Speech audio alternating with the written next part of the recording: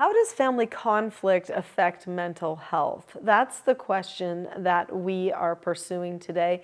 I'm Nicholeen Peck, and I teach all over the world about parenting, good communication, how to build strong family bonds, child development, and education, all through the lens of the principles self-government. And in this video, we're talking about those mental health effects of family conflict. The whole aim of this video is to help you get to a place of mental or emotional well-being.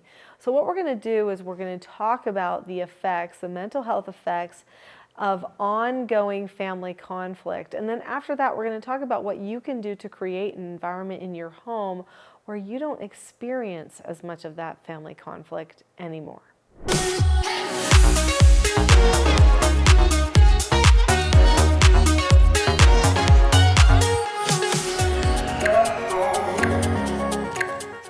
So this whole channel is dedicated to the concept of self-government. When a person has self-government, they have a change of heart. They examine their own behaviors, they examine their thoughts, they choose the best way to communicate, and then they follow through with that. This change of heart is actually something that transforms the family dynamic. When one heart changes, when one heart heals, the entire family changes and heals over time because of those relationships. So when I tell people what I do here on this channel and with the books I write and the trainings and courses and stuff that I teach, I always tell them I'm helping people become free from emotional bondage. It is true that our emotions can free us or they can put us into bondage. Productive emotions actually bring us closer to freedom. Emotions such as joy, understanding, love, those are very productive emotions that help us propel us forward.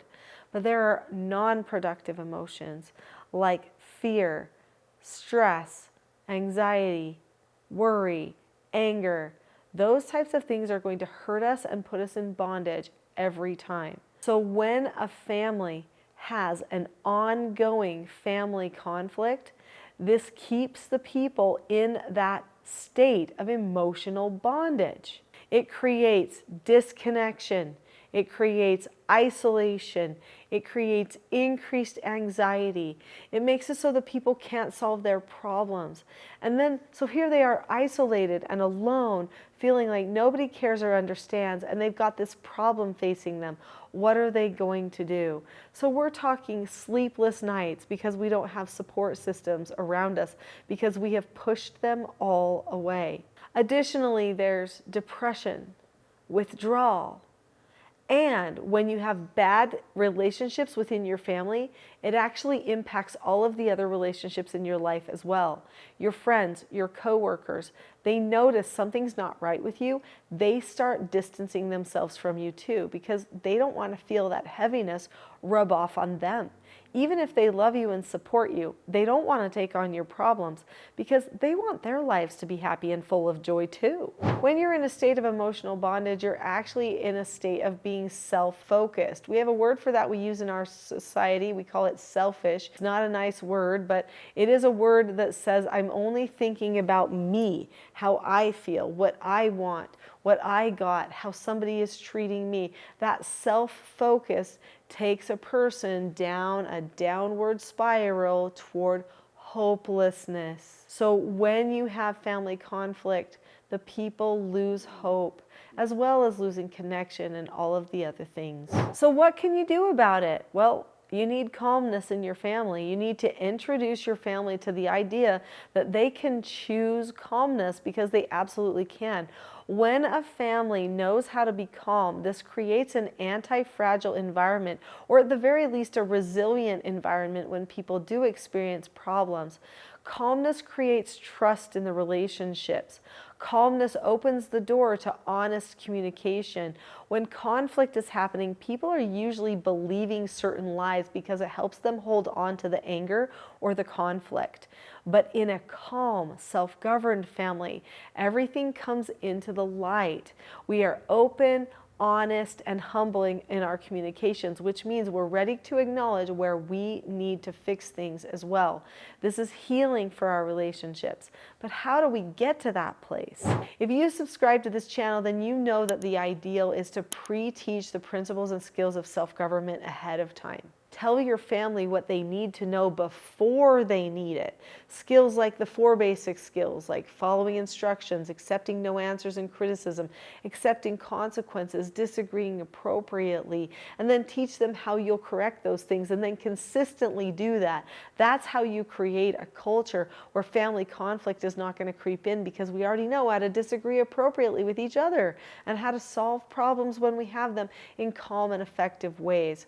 But if you don't already have those in place, then what can you do? Let's talk about that. Well, the first thing that you can do is start analyzing yourself and working on your own calmness. If you have the skills that you need to be a calm person, that will help you as you're trying to repair relationships so that you don't increase more mental health issues because of the conflict. Your own mental health is in danger, but all of the other people around you are in danger of having mental health stress as well.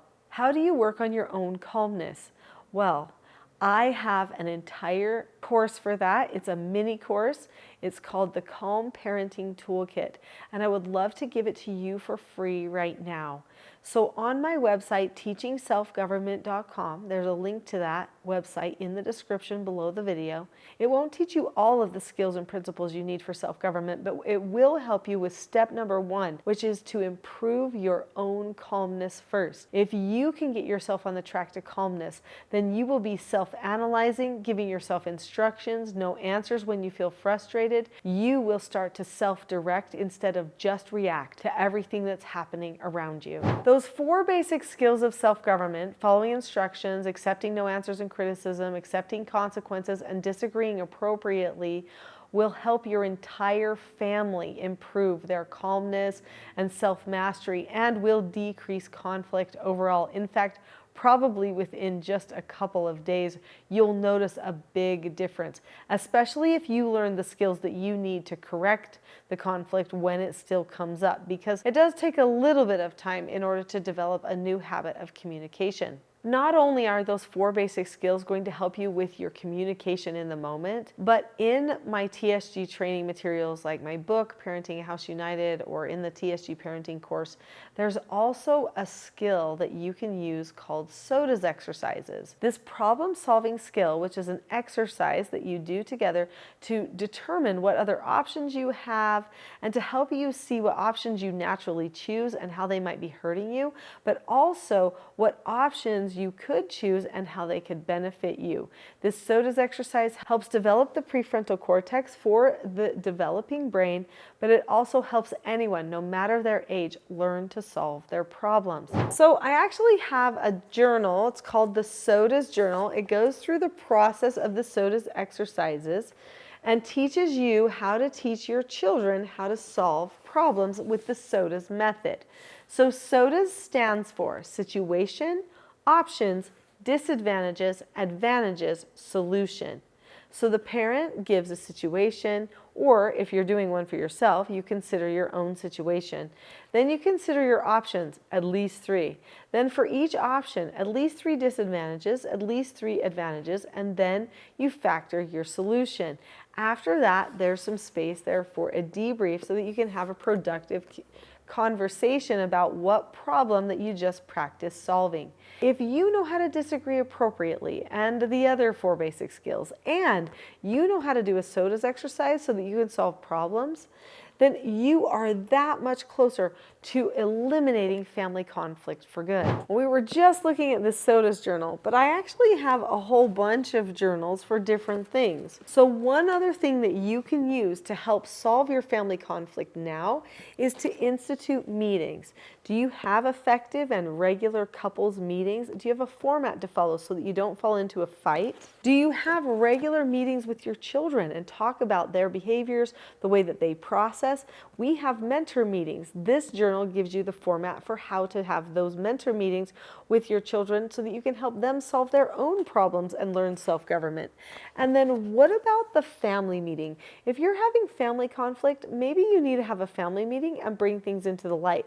But there needs to be a process in place for how to do it so that it doesn't turn into just one more family fight. Learning how to communicate as a family and establishing those traditions in your family will actually decrease your conflicts for the future, as well as help you right then in the moment. You don't have to put up with family conflict as part of your family environment. Your family wants to be happy. They can be happy. They can learn the skills and principles of self-government, and so can you. And it will change everything. Start with Calmness. Go to teachingselfgovernment.com today and get the Calm Parenting Toolkit for free. I'll see you there.